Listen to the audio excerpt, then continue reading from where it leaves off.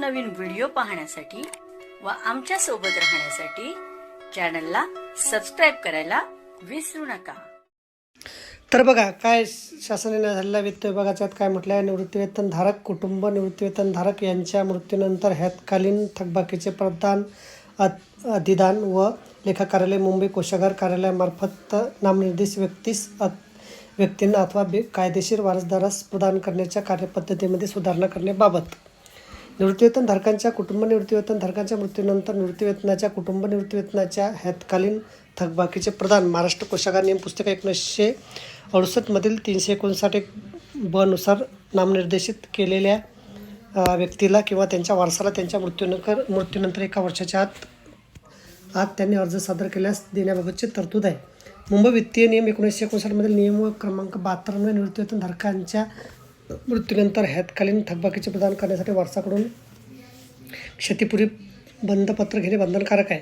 महाराष्ट्र कोषागार नियम 1968 मधील नियम क्रमांक 359 अ ते ड नुसार नामनिर्देशित देण्याबाबत तरतूद केलेली आहे। त्यानुसार एखाद्या निवृत्तीवेतनधारक कुटुंब निवृत्तीवेतनधारकाने मृत्यूपूर्वी नामनिर्देश नमुना 42 या नमुन्यामध्ये रीतसर नामनिर्देशन केले असल्यास अशा प्रकरणी वारसदारास त्यांच्याकडून न्यायालयाकडून वारसाहक्क प्रमाणपत्र प्राप्त करून घेऊन कोषागार कार्यालयात सादर करावे लागते।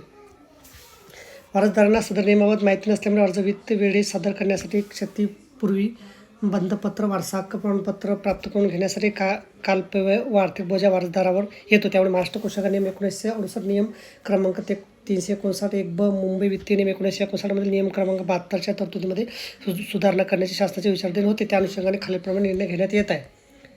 महाराष्ट्र कोषागार नियम 1968 नियम क्रमांक 359 1 ब मधील 1 वर्षाची अट शिथिल करण्यात येत असून ती 5 वर्ष करण्यात येत आहे। नामनिर्देशित वारसदाराने हयातकालीन थकबाकी मिळण्यासाठी अर्ज अधिदान व लेखा कार्यालय मुंबई कोषागार कार्यालयास करणे आवश्यक आहे। नामनिर्देशित वारसदाराने निवृत्तीवेतनधारक कुटुंब निवृत्तीवेतनधारकाच्या मृत्यूच्या दिनांकापासून 5 वर्षाच्या आतमध्ये अधिदान व लेखा कार्यालय मुंबई कोषागार कार्यालयात अर्ज सादर केल्यास हयातकालीन थकबाकी रक्कम परिगणना करून अधिदान व लेखा कार्यालय मुंबई कोषागार कार्यालयाने त्यांच्या स्तरावर रक्कम प्रदान करण्याबाबतची कारवाई करावी। नामनिर्देशित वारसदाराने निवृत्तीवेतनधारक कुटुंब निवृत्तीवेतनधारकाच्या मृत्यूच्या दिनांकापासून 5 वर्षानंतर अर्ज सादर केल्यास अधिदान व लेखा कार्यालय मुंबई कोषागार कार्यालय अशा प्रकरणी हयातकालीन थकबाकीची मागणी अमान्य करून तसे संबंधित वारसदारास कळवावे। महाराष्ट्र कोषागार नियम 1968 मधील क्रमांक 359 अ ते ड नुसार नामनिर्देशन देण्याबाबत तरतूद केलेली आहे।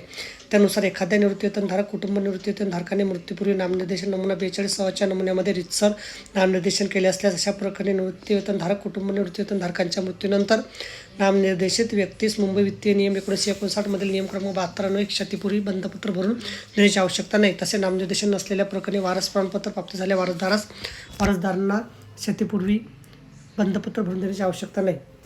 निवृत्तीवेतनधारक कुटुंब निवृत्तीवेतनधारक यांनी कोषागार कार्यालयाने नामनिर्देशन केले नसल्यास अशा प्रकरणी हयातकालीन थकबाकीची रक्कम रुपये 1 लाखापेक्षा कमी असल्यास अधिदान व लेखा कार्यालय मुंबई कोषागार कार्यालयाने त्यांच्या स्तरावर खालील कागदपत्राच्या आधारे हयातकालीन थकबाकीची रक्कम प्रदान करण्याबाबतची कारवाई करावी।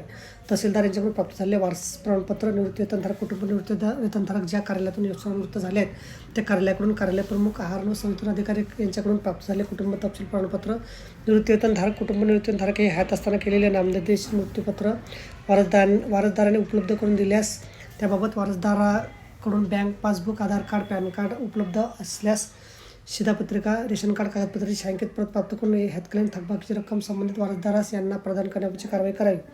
हयातकालीन थकबाकी रक्कम रुपये 1 लाखापेक्षा जास्त असेल तर वारसदार यांच्याकडून मुद्दा क्रमांक 5 मधील प्रमाणपत्र नसल्यास अथवा हयातकालीन थकबाकी रक्कम प्रदान करताना वारसदार यांच्यामध्ये वाद असतील अशा प्रकारे न्यायालयाकडून प्राप्त झालेले वारसाहक्क प्रमाणपत्र या आधारे रक्कम प्रदान करण्याची कारवाई करावी। महाराष्ट्र कोषागार नियम 1968 मधील नियम क्रमांक 359 2 नुसार हयातकालीन थकबाकी रक्कम प्रदान करताना निवृत्तीवेतनधारकाचा निवृत्तीवेतन प्रदान आदेशाचा भाग वारसदाराकडे उपलब्ध असल्यास घ्यावा। संबंधित वारसदाराकडे निवृत्तीवेतन प्रदान अथवा आदेशाचा भाग नसल्यास तर संबंधित वारसदाराकडून लिखित स्वरूपात घेऊन रक्कम प्रदान करण्याबाबतची कारवाई करावी। महाराष्ट्र कोषागार नियम 1968 मधील 359 कुटुंब निवृत्तीवेतन ज्यांना लागू आहे अशा प्रकरणी वळकडून निवृत्तीवेतन प्रदान आदेशाचा भाग आणि हयातकालीन थकबाकीची रक्कम वारसदारांना प्रदान करण्याबाबतच्या माहितीसहित निवृत्तीवेतन प्रदान आदेशाचा भाग अधिदान व लेखा कार्यालय मुंबई कोषागार कार्यालय संबंधित महालेखापाल कार्यालयास परत पाठवावा। वरील प्रमाणे करण्यात आलेल्या सुधारणा यापूर्वी वारसदारांना अधिदान व लेखा कार्यालय मुंबई कोषागार कार्यालय अर्ज सादर केल्या अथवा सुरू असलेल्या प्रकरणी सुद्धा लागू राहील। प्रस्तुत शासन निर्णयानुसार महाराष्ट्र कोषागार नियम 1968 मुंबई वित्तीय नियम 1959 मध्ये समुचित सुधारणा यथावकाश करण्यात येतील. तर बघा, अशा प्रकारे अत्यंत महत्त्वाची माहिती आपल्याला समजली असेल. व्हिडिओ सुद्धा आवडेल लाईक करा, शेअर करायला विसरू नका. धन्यवाद.